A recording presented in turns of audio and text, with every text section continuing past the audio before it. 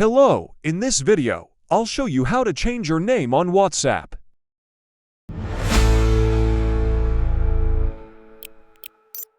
First, open the WhatsApp app on your phone. Tap the three-dot icon in the top right corner. Select Settings. Now, tap your name at the top to open your profile section. Tap the pencil icon next to your current name.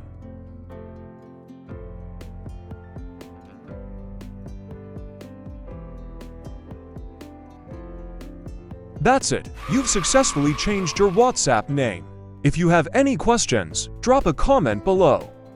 Don't forget to like, subscribe, and hit the bell icon for more helpful guides. Thanks for watching.